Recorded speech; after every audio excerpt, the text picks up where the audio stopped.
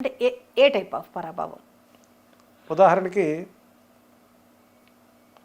ప్రస్తుతం అధికార party BJP ఉంది.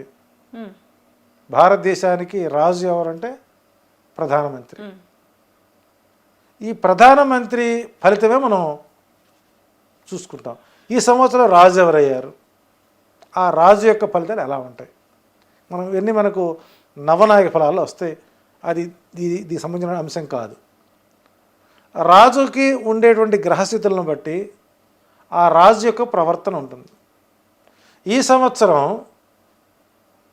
బీజేపీ పార్టీ పార్టీ అయినప్పటికీ భారతదేశ ప్రధానికి ప్రతిపక్ష పార్టీల నుంచి పరాభవాలు ఎక్కువగా జరిగే అవకాశం ఉంది. రెండోది, భద్రతాపరమైనటువంటి లోపాలు ఎక్కువగా జరిగే అవకాశం ఉంది. ఒక స్టేజీలో మోడీ రాజీనామా చేస్తాడా, ఇప్పుడు ఎప్స్టైన్ ఫైల్స్ కుంభకోణంలో మోడీ పేరు కూడా ఉన్నది అన్నట్టుగా ఒక ఛాయాగ్రహణం వస్తుంది.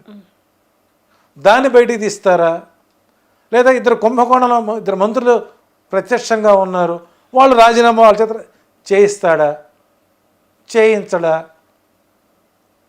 అట్లాగే యుద్ధ వాతావరణంలో తటస్థంగా ఎలా ఉంటాడా, ఉండడా? ఇవన్నీ ప్రధాని మోదీకి ఈ సంవత్సరం ఉన్నటువంటి పెను సవాళ్ళ వలన కొన్ని పరాభవాలు మూటగట్టుకోవలసిందే. వాళ్ళు ప్రధాని రాజీనామా చేయాల్సి వస్తే అది పరాభవం కాదా? పెద్ద పరాభవం. లేదు, ఈ కుంభకోణం ఉన్నటువంటి ఇద్దరు మంత్రులతో రాజీనామా చేయకపోతే అది పరాభవం కాదా? పరాభవం ఎలా వస్తుంది?